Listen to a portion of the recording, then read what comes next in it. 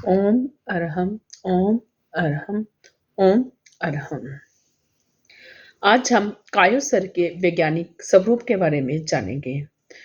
जब हम जैन दर्शन को पढ़ते हैं या जैन आगम को पढ़ते हैं, तो हमें बार बार कायोत्सर्ग का उल्लेख मिलता है।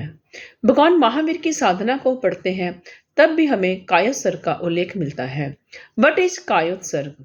कायोत्सर्ग means relaxation of the body with full awareness. According to Lord Mahavira, relaxation relieves one from all sorrow. उत्तर जैनानी आगम में आता है, काउसग तो कुजा सब दुख विमोखन। कायोत्सर्ग सब दुखों का नाश करने वाला है। आज हम कायोत्सर्ग के वैज्ञानिक दृष्टिकोण के बारे में जानेंगे कि इसके द्वारा वैज्ञानिक तरीके से हमारे शरीर में क्या क्या परिवर्तन आते हैं। जब हम बाजार में जाते हैं, कोई चीज़ खरीदते हैं, तो सबसे पहले देखते हैं कि क्या यह ब्रांडेड है, क्या गवर्नमेंट कंपनी द्वारा सर्टिफाइड है या नहीं, क्या यह हमारे लिए वैल्यूएबल है। जब सब कुछ हमारे अनुकूल होता है, तभी हम उस चीज़ को खरीदते हैं। ऐसे ही जब हम किसी नए तथ्य को समझते हैं, तब हम देखते हैं कि यह विज्ञान द्वारा सम्मत है या नहीं। कायोसर के वैज्ञानिक दृष्टिकोण को समझने से पहले हम समझते हैं कि विज्ञान क्या है। विज्ञान दो शब्दों से मिलकर बना है, वि प्लस ज्ञान। वि यानी विशिष्ट, ज्ञान यानी जानकारी। किसी तथ्य की विशिष्ट जानकारी का होना विज्ञान कहलाता है। रश्मि 7वीं कक्षा में पढ़ती है। वह अपने मम्मा से पूछती है कि दूध से दही कैसे बनता है। उसकी मम्मा स्कूल की टीचर के पास भेज देती है। स्कूल की टीचर कहती है कि स्कूल लाइब्रेरी में पढ़ो। लाइब्रेरी की जब बुक पढ़ती है, तब उसके मन में और क्वेश्चन आता है कि दूध में ऐसा क्या परिवर्तन आता है जिससे कि दही बनता है। जब, क्यों, कैसे, इन ऐसे सवालों का जवाब हमें मिलता है विज्ञान से। वृक्ष से सेब नीचे गिरा, न्यूटन के मन में घंटी बजी, सेब नीचे ही क्यों, ऊपर क्यों नहीं। तो इन सारे सवालों का जवाब मिला विज्ञान से। कायोसर्ग is the process of stress relief, शास्त्रों में लिखा है। लेकिन now the question arise, how can we get rid of stress? First of all, to understand this, we understand what is stress. Stress can be defined as the state of worry and mental tension caused by difficult situation. व्यक्ति की सुख चैन पूर्ण जीवन में होने वाली गड़बड़ी या जो परिस्थिति व्यक्ति की सामान्य जीवन धारा को अस्त व्यस्त कर दे, उसे तनाव कहा जाता है। तनाव जरूरी नहीं बुरा ही होता है, तनाव अच्छा भी होता है। तनाव दो तरह का होता है, good stress and bad stress. Good stress यानी कि अगर हमने बच्चों ने मान लो एग्ज़ाम देना है, तो सारा साल बच्चे नहीं पढ़ेंगे, लेकिन जैसे ही एग्ज़ाम की डेट आती है, तो सारे साल की पढ़ाई वो 1 महीने में कर लेते हैं। हमने घर को चलाना है, बिजनेस को चलाना है, कोई भी लक्ष्य को प्राप्त करना है, उसके प्रति जो हमारी टेंशन होती है, यह हमारे लिए अच्छा स्ट्रेस है, गुड स्ट्रेस है। और दूसरा स्ट्रेस है बैड स्ट्रेस, जैसे कि डिवोर्स हो जाना, जॉब का लॉस हो जाना, बिजनेस का लॉस हो जाना, यह बुरा स्ट्रेस है। जो गुड स्ट्रेस है, यह शॉर्ट टर्म के लिए होता है, it has a positive effect on your body. जो बैड स्ट्रेस है, यह लॉन्ग टर्म के लिए होता है, it has a negative effect on your body. जब तनाव की स्थिति आती है, तो इससे क्या होता है, हमारा भीतर का स्ट्रेस मैकेनिज्म सक्रिय हो जाता है। हाइपोथैलेमस, जो कि ग्रंथि तंत्र और नाड़ी तंत्र के बीच संधि का काम करता है, यह हमारे मस्तिष्क का बहुत ही महत्वपूर्ण भाग है। यह अन्य सभी क्रियाओं का संयोजन करता है। पिट्यूटरी ग्लैंड, जो कि अन्य ग्रंथियों का नियमन करती है। एड्रिनालिन ग्लैंड, जो कि एड्रिनल ग्लैंड, जो कि एड्रिनालिन हार्मोन का स्राव करती है। इससे क्या होता है कि जब हमारी, मान लो कि सामने स्नेक आ गया, आपातकालीन स्थिति आई है, तो उसका सामना करना है, तो इससे क्या होगा, adrenaline gland sympathetic nervous system को सक्रिय कर देगी। हमारी सारी शरीर की गतिविधियां ऑटोनॉमिक नर्वस सिस्टम के, सिंपैथेटिक सिस्टम के हाथ में चली जाती है। उससे क्या होगा, लीवर ग्लूकोज की मात्रा को शरीर में बढ़ा देता है और शरीर के हर अंग तक ग्लूकोज पहुंचाने के लिए हमारा ब्लड सर्कुलेशन बढ़ जाता है। हर अंग तक तीव्रता से पहुंचे, इसके लिए हमारी हार्ट बीट बढ़ जाती है उस ग्लूकोज का ऑक्सीकरण हो, एनर्जी रूप में कन्वर्ट हो, चयापचय की क्रिया तेज हो, तो क्या होता है, हमारी श्वास की गति भी बढ़ जाती है। लेकिन कुछ क्रियाएं हमारी मंद हो जाती है, जैसे कि पाचन क्रिया हमारी मंद हो जाती है, ग्रंथियों के लार काम करना बंद कर देते हैं, मुंह सूखने लग जाता है। यह हमारे शरीर की अपना तरीका है उस आपातकालीन स्थिति को सामना करने का। लेकिन जैसे ही स्नेक चला जाता है, तब हम वापस नॉर्मल सिचुएशन में आ जाते हैं। हमारी हार्ट बीट नॉर्मल हो जाती है, श्वास की गति नॉर्मल हो जाती है, हमारा सारी चीज़ें नॉर्मल हो जाती है। जब यह कभी सिंपैथेटिक सिस्टम हमारा सक्रिय होता है, कभी पैरासिम्पैथेटिक सक्रिय होता है, तब तो यह दोनों में बैलेंस रहता है।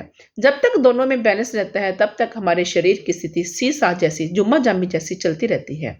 लेकिन प्रॉब्लम कब आती है? प्रॉब्लम तब आती है जब पैरासिम्पैथेटिक सिस्टम को काम करने का अवसर ही नहीं मिलता, हमारा सिंपैथेटिक सिस्टम ही सक्रिय रहता है। जब बार-बार तनाव की स्थिति आती है और हमारा सिंपैथेटिक नर्वस सिस्टम ही सक्रिय रहता है, तो इससे क्या होता है कि हमारा शरीर अस्वस्थ रहने लग जाता है। जब लगातार बीपी हमारा हाई रहेगा, तो क्या होगा? कई बार हमें ब्रेन हैमरेज हो जाता है। जब लगातार श्वास की गति बढ़ी ही रहेगी, तो अस्थमा की प्रॉब्लम हो जाती है, हार्ट अटैक की प्रॉब्लम हो जाती है। तो ऐसे जब लगातार हमारे शरीर में तनाव की स्थिति बनी रहती है, तो सिर दर्द, बैक पेन, ऐसी बहुत सी प्रॉब्लम्स रहने लग जाती है, जिससे कि हमारा शरीर अस्वस्थ रहने लग जाता है। क्या इन सब से बचने का कोई उपाय है? जी हाँ, बिल्कुल है। इन सब से बचने के हमारे पास 2 उपाय हैं। एक तो विज्ञान द्वारा प्रदत्त प्रशामक गोलियाँ, जो कि अस्थायी स्वास्थ्य का आभास कराती है, लेकिन भविष्य में ये बीमारी से भी अधिक खतरनाक होती है। दूसरा है, सौभाग्य से हमारे भीतर एक ऐसी सुरक्षात्मक प्रणाली है, जिसको सक्रिय कर हम इससे बच सकते हैं। लेकिन now the question arise, how can we do that? कि हम उसको सक्रिय कैसे करें? इसके लिए हमारे पास रामबाण उपाय है, कायोत्सर्ग। कायोत्सर्ग के द्वारा हम पैरासिम्पैथेटिक सिस्टम को सक्रिय कर तनाव मुक्त रह सकते हैं और इस सिचुएशन का सामना कर सकते हैं। कायोत्सर्ग एक प्रसिद्ध संस्कृत पुस्तक कायोत्सर्ग शतक में लिखा है, कायोत्सर्ग सब दुखों से छुटकारा पाने की एक प्रमुख तकनीक है। Now again question rise, how can get rid of from sorrows? विज्ञान की भाषा में हमारे मस्तिष्क में 4 तरह की तरंगे हैं, डेटा, अल्फा, बीटा, थीटा। जब हम गहरी नींद की अवस्था में होते हैं, तब हमारी डेल्टा और थीटा तरंगें सक्रिय होती हैं। जब हम क्रोध की अवस्था में होते हैं, तब हमारी बीटा तरंगें सक्रिय होती हैं। जब हम शांत, तनाव मुक्त होते हैं, तब हमारी अल्फा तरंगें सक्रिय होती हैं।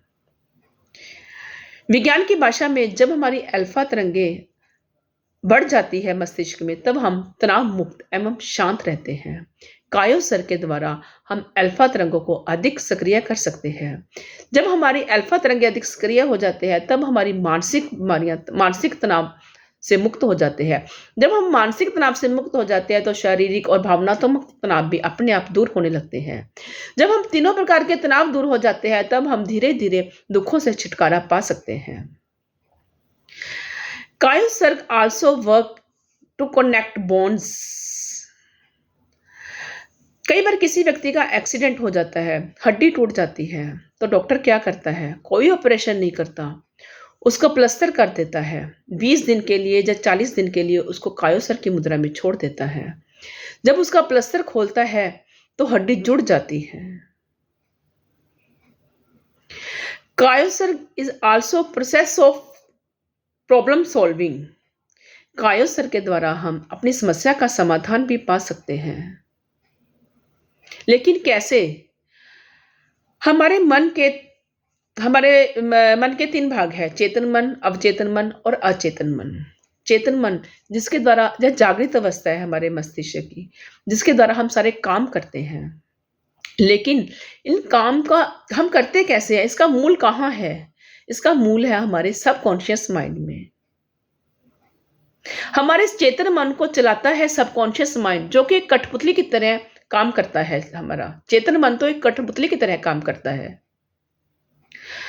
यह जो सबकॉन्शियस माइंड है, यह आधा जाग रहा होता है और आधा सो रहा होता है। यह तो हमारे यह एक स्वप्न की अवस्था में होता है। जैसे कि हमें स्वप्न में कोई भान नहीं रहता, वैसे ही हमारी सबकॉन्शियस माइंड की सिचुएशन होती है। लेकिन जब हम कायोसर का प्रयोग करते हैं, तब हमारा सबकॉन्शियस माइंड जागृत हो जाता है। उस समय जब हम किसी भी समस्या को चेतना के सामने रखते हैं और खुद निर्विचार हो जाते हैं, तब हमारा सबकॉन्शियस माइंड समस्या का समाधान अवश्य देता है। कायोसर्ग is also useful in day to day life.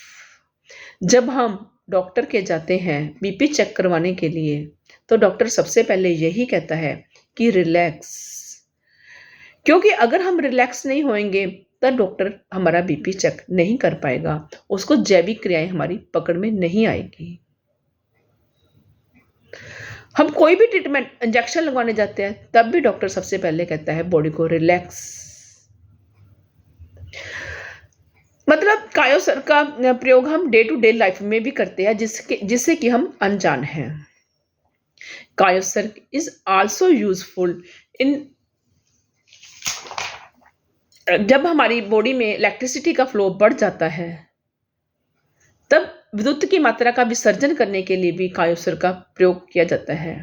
मान लो कभी हम बहुत ज़्यादा काम कर रहे हैं, थकावट हो जाती है, तो इससे क्या होता है, मान लो हमने बुक उठाई ऊपर, बुक उठाने से हमारी क्या होगी, मसल्स कॉन्ट्रैक्ट हो जाएगी। जब हम बुक को नीचे रखते हैं तो रिलैक्स हो जाती है।